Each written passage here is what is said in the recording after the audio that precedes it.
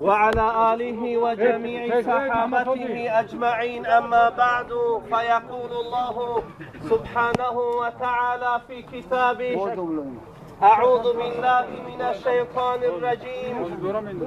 ألا إن أولياء الله لا خوف عليهم ولا هم يحزنون الذين آمنوا وكانوا يتقون لهم البشرى في الحياة الدنيا وفي الآخرة لا تبديل لكلمات الله ذلك هو الفوز العظيم. صدق الله العظيم. تا آمدن نماز جنازه درباره اولیاء الله و کسانی که دوستان پروردگاری عظیم و شأن هستند و به چی سبب این مرتبه بزرگ الهی را به دست آوردم، یک چند دقیقه صحبت میکنم. یقین بدانید که الله جل شأنه بندگانی اولیای دارد که اونها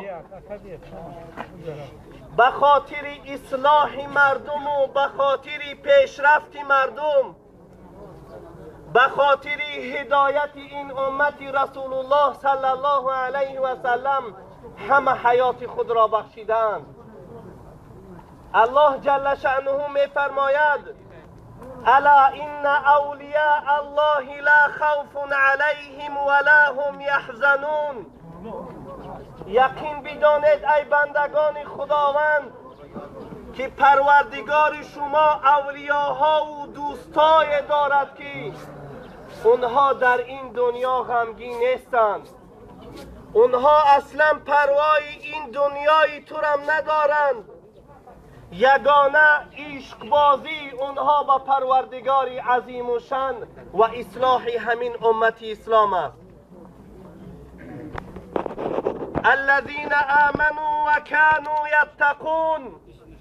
الله جل شأنه می فرماید که همین ولیهای من و همین اولیاهای من انسانهای هستند که بر من ایمان آوردند و مرا یکتا می شمارند و کانوا یتقون و آنها پرهیزگاری و تقوا را مایه خود قرار دادند.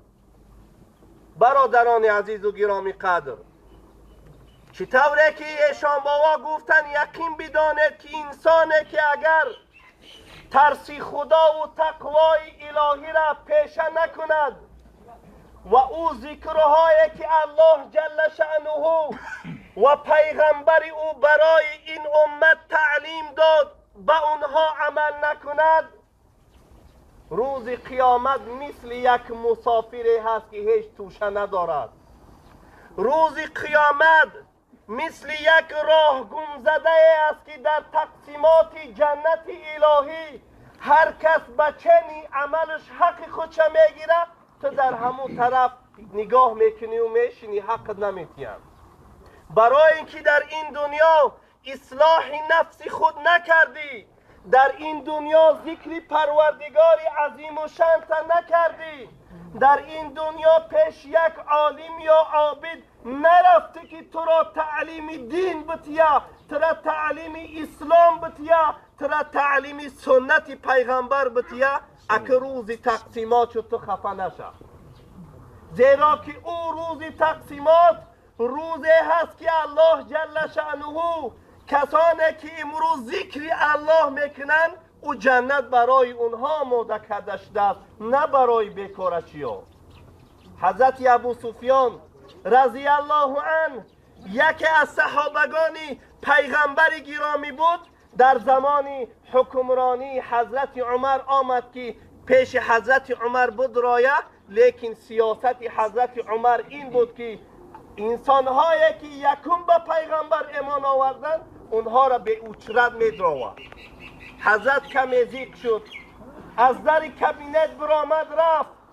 حضرت سهیل ابن عمرو آمد گفت ای ابو سفیان چرا تو امروز ضیق میشوی؟ عیبی خودت بود که از اولی دعوت پیغمبر ایمان آوردی. امروز بلال سیاه هم باشه یکم مدرایه، عمار کم بغل باشه یکم مدرایه، زیرا که اونها یکم به پیغمبر ایمان آوردن. ای ابو سفیان، روز قیامت چی طوره که شیشتگی هستیم در محشرگاه مردم جمع میشوند، ان میخیل خدا بلال و عمار فریاد میکنه و تو اخیر میزنی، بعد او روز چه خیل قهر میکنی؟ حضرت گو استغفر الله، استغفر خدا مرا ببخش که این غضبی من نگذاشت و من این کار کردم.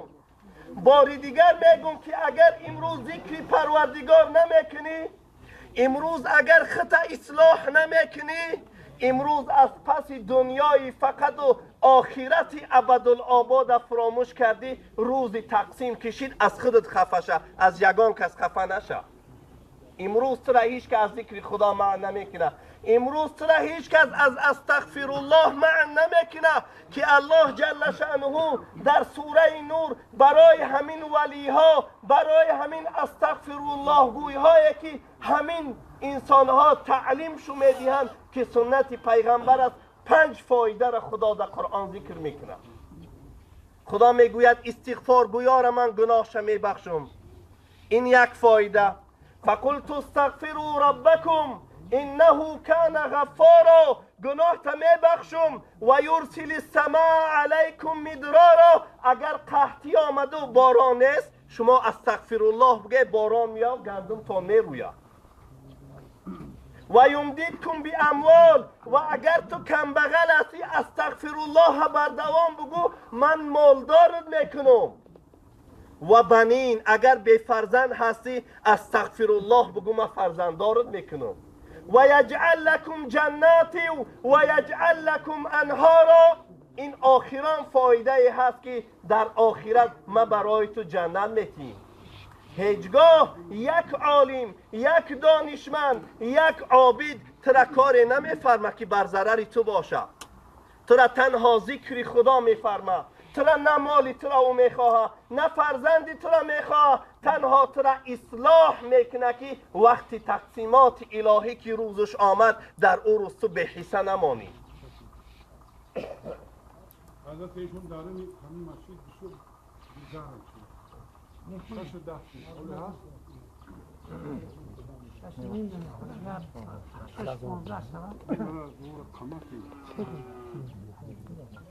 نه از اونو بگن الان از اونو بگی؟ از اونو خود در چی؟